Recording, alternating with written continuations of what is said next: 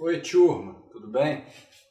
Fazendo um vídeo aqui hoje, 14 de maio, sobre uma entrevista que o Gilberto Gil deu hoje, 14 de maio, para o jornal Estadão, né? Para o blog Inconsciente Coletivo, o jornal Estadão. Eu estou com a entrevista aqui e eu anotei alguns comentários sobre a entrevista para comentar, né? Aqui no canal Cheio de Letra. O Gilberto Gil, só falando amplamente algumas coisas sobre a entrevista, né? Ele, ao longo dos anos, ele aprendeu a falar sem falar. O que é isso? Ele sabe enrolar, né? Ele sabe falar coisas nas entrevistas em que você fica impressionado com a oratória dele, com os termos que ele usa, com as citações que pegam filósofos orientais, africanos e tal, erudição, palavras, um vocabulário refinado e não falar nada. Ele consegue isso, né, de uma maneira que eu acho genial, caricata, porém genial, né? E ele faz isso muito ao longo dessa entrevista. Ele é evasivo em vários momentos. Então vamos lá. Eu não vou comentar cada resposta que ele dá, só algumas, né? Começando quando ele fala da música Ok, Ok, Ok, que ele fala do excesso de opinião atual, né? Que ele fala que as pessoas estão dando opinião demais e ele fez uma música para isso, né? Só que ele faz a entrevista inteira, ele faz o que eu chamo de filosofismo rocambolesco baiano, né? Que é o que ele faz a entrevista inteira, que é esse filosofismo dele. Ele deu entrevista por escrito, ele não estava presencialmente ali, então ele pôde exercitar essa verbe rocambolesco baiana, acentuá-la mais ainda, né? Enfim, é uma entrevista com ótimos momentos. Eu vou tentar falar um pouco de alguns deles, né? Por exemplo, um momento que eu achei muito interessante é quando pedem para ele definir o atual momento do Brasil. E aí ele fala que no Brasil, hoje em dia, nós estamos com medo do futuro. Eu achei isso muito interessante, eu achei isso muito, muito lúcido e com um poder de síntese próprio do Gil, que ele faz isso muito bem, né? Sobre o que é o momento atual no Brasil. O futuro para nós é uma nuvem negra e ele parece que não teremos futuro, né? Quando a gente tenta olhar mais adiante agora. Aí eles perguntam para eles uma opinião sobre a ditadura militar, né? E aí ele começa a enrolar. Aí ele começa a falar: desde acontecimentos como a empresa Brasil, resultante das articulações da Companhia das Índias Ocidentais, Orientais e Holandesas, não sei o que, ele começa a falar um monte de coisa. Aí porque ele está falando do Getúlio Vargas, ele está falando da velha República, do Estado Novo, etc. Né?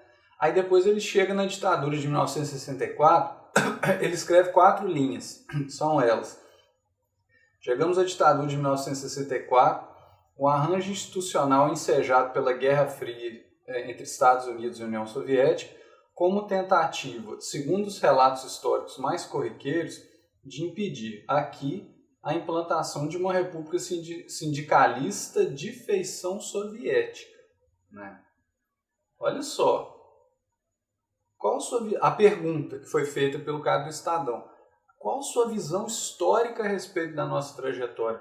Houve ditadura? Há chance de haver ditadura no futuro, ou no presente, na verdade? Quando ele vai falar da ditadura de 64, que prendeu ele, Gilberto Gil foi preso, foi torturado por essa ditadura, foi censurado, o que ele fala? Que, segundo os relatos históricos corriqueiros, ela foi implantada para impedir que uma república sindicalista de feição soviética se implantasse. Sendo que qualquer historiador sério diz que, na verdade, não teve essa tentativa de se implantar uma ditadura sindicalista, república sindicalista de feição soviética, comunista, isso não teve. Aí tentaram falar que o João Goulart faria isso, João Goulart era um latifundiário gaúcho, né, dono de terra, latifundiário. Ele não iria implantar uma república soviética comunista aqui, né? Isso quem diz são especulações que alguns historiadores atribuem como verdade, mas a documentação de vários historiadores sérios não aponta nesse sentido, pois ao ser perguntado sobre a ditadura, o Gil leva a coisa por esse caminho, o que já mostra um negócio muito esquisito e a gente vai ver que piora, ao longo da entrevista piora. Aí ele dá uma resposta muito interessante sobre o que é ser negro no Brasil. Muito rica a resposta, né? Ele vai lá na Grécia Antiga, aí ele faz um panorama histórico muito rico. Ele fala, né, que quem ditou as regras no desenvolvimento do planeta foram os brancos da Europa. Aí ele vem com toda uma visão otimista, típica do tropicalismo, né? Que ele fala que com a emergência das Américas e da ainda hoje subestimada África, o panorama tende a mudar, né? Então ele vem com todo aquele otimismo tropicalista, com uma frase ótima do Jorge Maltner, né? Jesus de Nazaré e os tambores do candomblé, falando que essa gente, que é a gente latino-americana, negra, vai empurrando o mundo para uma evolução social, né? Então, enfim, esse otimismo cabe à leitura de cada um, mas ele está sendo coerente com o ideário tropicalista. Aí vem uma frase infeliz do Gil, que ele fala o seguinte: e vai se forjando um homem geneticamente modificado, novas sementes transgênicas para lavouras humanas futuras. A visão otimista do Gil engloba a questão dos transgênicos como algo positivo da era moderna, né?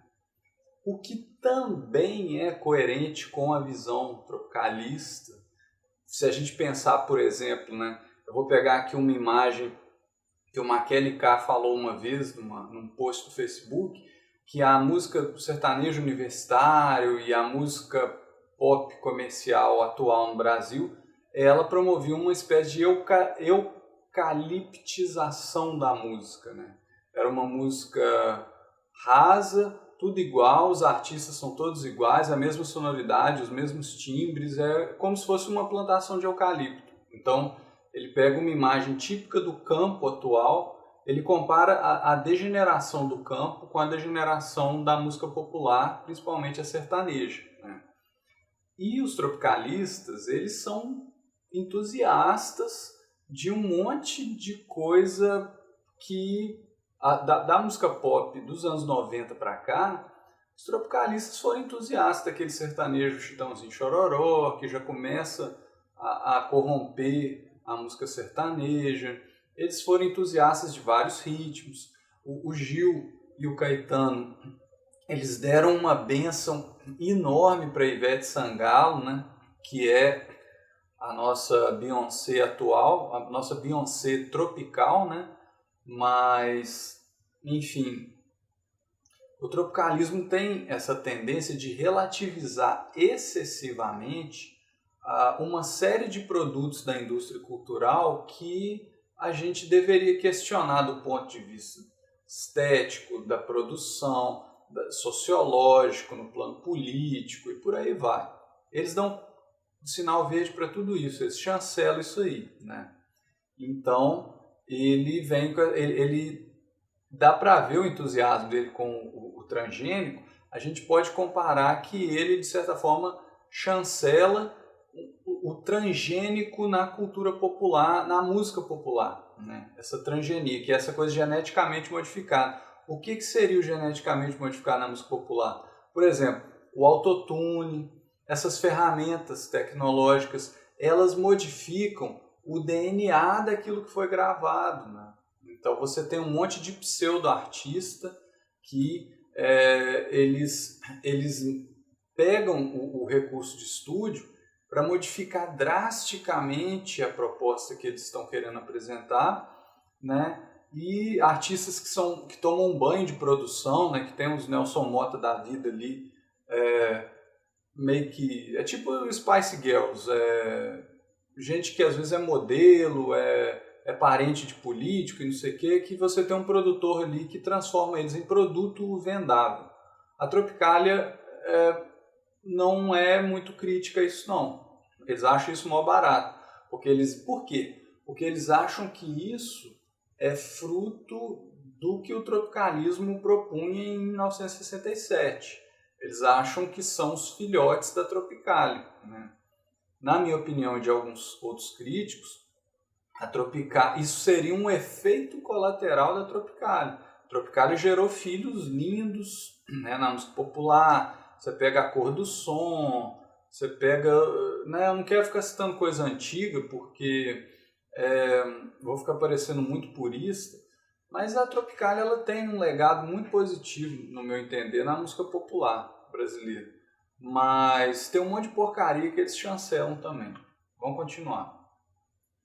Ele dá uma resposta muito diplomática sobre os evangélicos no Brasil. Provavelmente o Gil não quer ofender seu público evangélico. E aí eu já vou comentar um outro aspecto, que é o seguinte.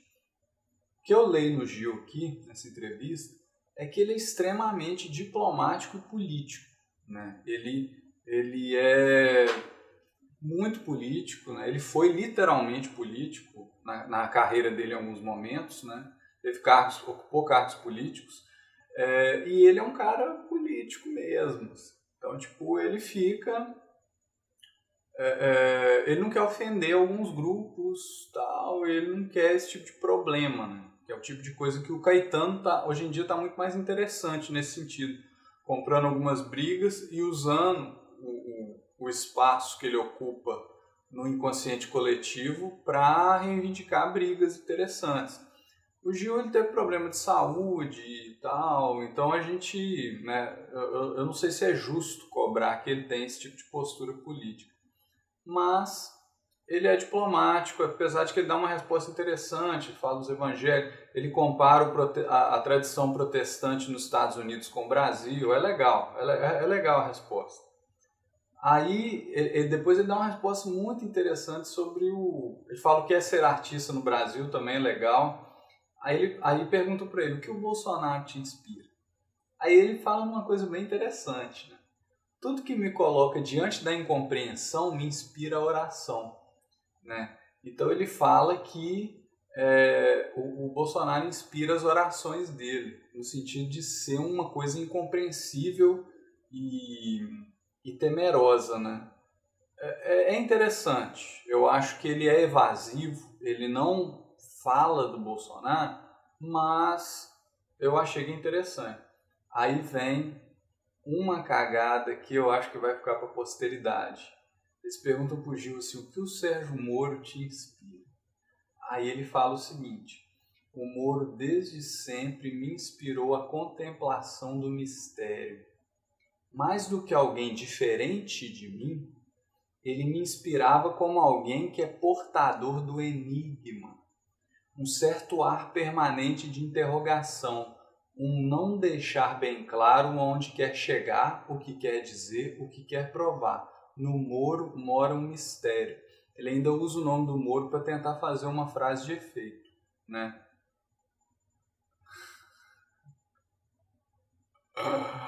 Tipo assim, né, cara? Todo mundo sabe que o Moro quer ir pro STF. Todo mundo sabe que ele pediu demissão do judiciário, que é uma coisa que ninguém faz para ir pro STF.